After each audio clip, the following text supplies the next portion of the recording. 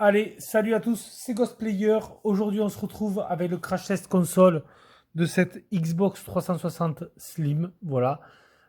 Effet brillant. Moi, j'avais la console, j'avais un modèle Slim mat. Je suis très content de rentrer ce modèle-là, effet brillant.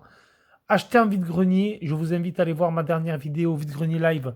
Si vous ne l'avez pas vu, vous verrez l'achat de cette console Xbox 360. Maintenant, comme vous le savez, des consoles achetées en vide-grenier, on prend toujours le risque de savoir si elles fonctionnent ou pas. Là, c'est pour ça qu'on va faire un crash test. Cette Xbox 360 va faire l'objet d'un crash test pour voir si elle fonctionne bien. Donc, elle a été vendue en loose avec ses câbles d'alimentation. C'est juste le câble HDMI. Le bloc alimentation que vous voyez ici, donc là je l'ai branché, vous voyez qu'on a la diode orange, donc il est bien sous tension. Ça déjà, c'est une bonne nouvelle. On avait aussi également une manette, donc voilà les petits contrôleurs caps là pour protéger les joysticks, ça c'est moi qui les ai rajoutés. Je viens d'installer, de mettre deux piles Duracell à l'intérieur. Donc maintenant, on va voir si tout fonctionne. Tout est branché, elle est bien reliée au téléviseur. Et maintenant, on a mis les piles dans la manette. On va voir si ça allume bien la console.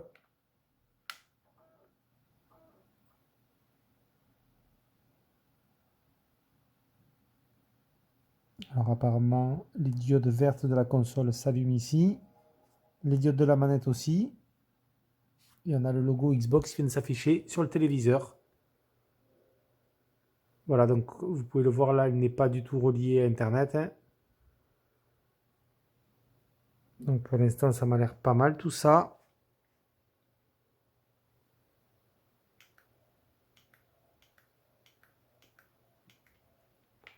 La manette a l'air de fonctionner. Système, on va voir si... Ouais, donc du coup c'est un modèle 250 Go, je suppose. Et apparemment tout a été vidé. La console a été reformatée. Il y a uniquement les éléments système installés. Il n'y a pas de jeu, il n'y a pas de démo. On dirait, non, non. Vous pouvez le voir, profil, pas de vidéo, pas de démo, pas de thème, pas d'image de joueur. On a juste les éléments du système.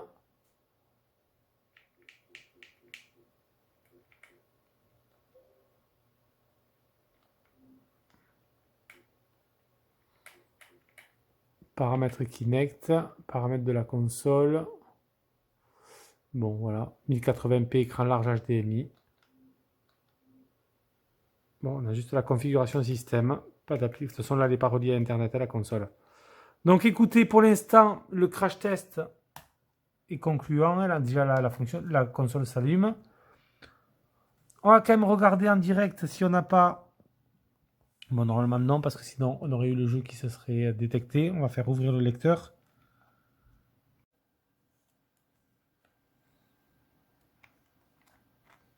Allez, on va ouvrir le lecteur. Bon, ça, je m'en doutais, de toute façon, qu'il n'y ait rien à l'intérieur. Par contre, ce qu'on va faire, c'est que nous allons tester tout de suite un petit jeu, voir si la console lit bien. Alors, attendez, que je ne plante pas, ne pas mettre le CD quand même à l'envers, pas faire de conneries, oui, c'est de ce côté-là.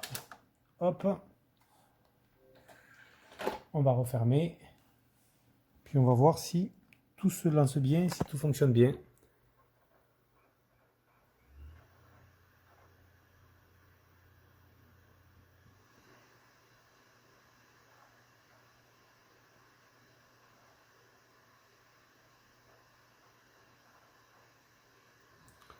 Alors, ça mouline pas mal. Ouais, la ventilation fonctionne. Et le jeu se lance bien.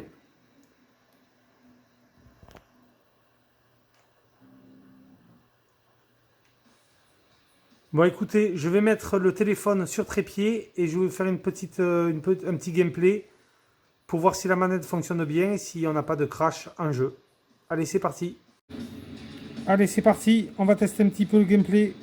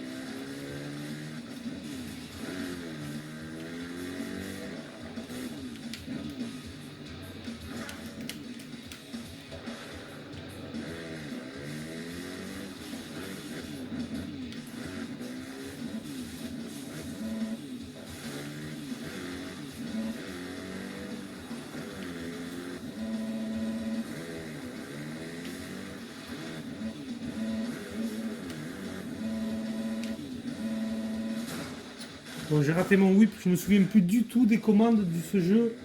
MX versus ATV Reflex. Je sais qu'il y avait les contrôles, le stick droit.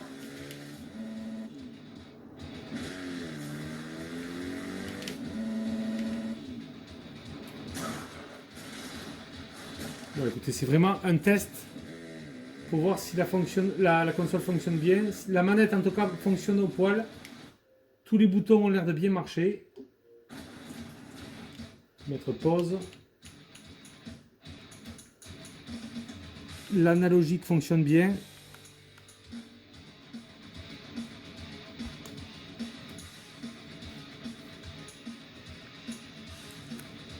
Le pad aussi.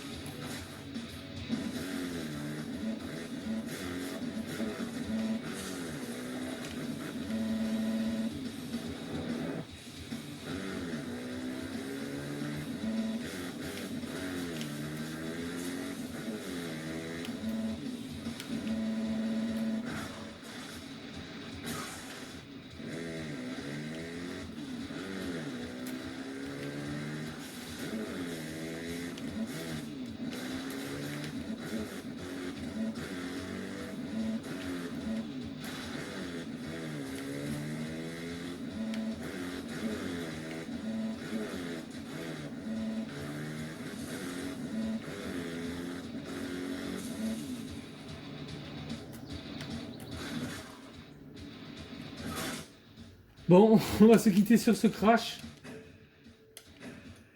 Mais en tout cas, la console fonctionne bien. Aucun souci. Ça tourne bien.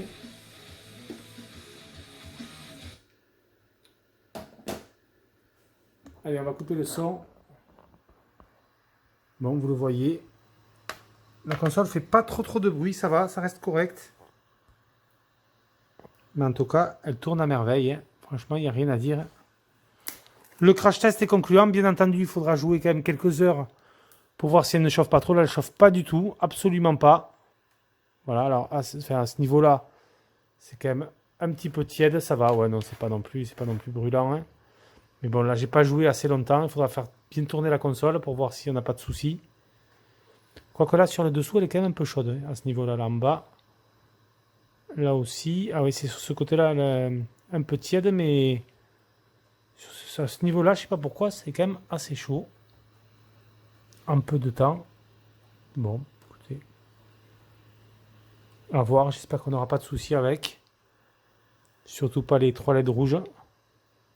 Alors là, on est en position aussi verticale. J'aime pas trop mettre les consoles comme ça, je vous avouerai, vous, toutes mes consoles qui sont là, vous le voyez, elles sont en position horizontale. Là, j'ai vraiment fait ça pour le crash test.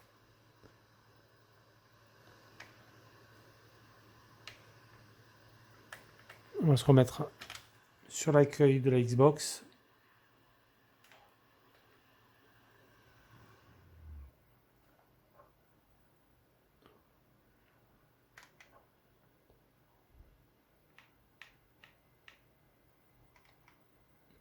Alors, on va voir si manuellement on peut enlever le jeu. Ouais, ça marche bien. Le tactile fonctionne.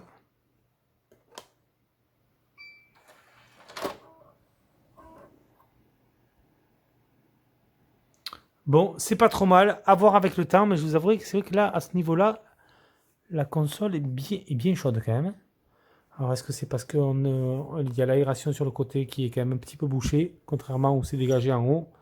Bon, là, c'est vraiment pour le crash test, mais comme je vous ai dit, sinon les consoles, j'aime pas les mettre en position verticale comme ça. Je trouve ça pas terrible. On va faire arrêter la console. Ouais, c'est bon. Ça fonctionne bien. Bon, bah écoutez, le crash test console est concluant. Cette Xbox 360 a l'air de bien fonctionner. Les amis, c'était Ghostplayer. Je vous laisse sur ces images et je vous dis à plus pour une prochaine vidéo. Ciao tout le monde.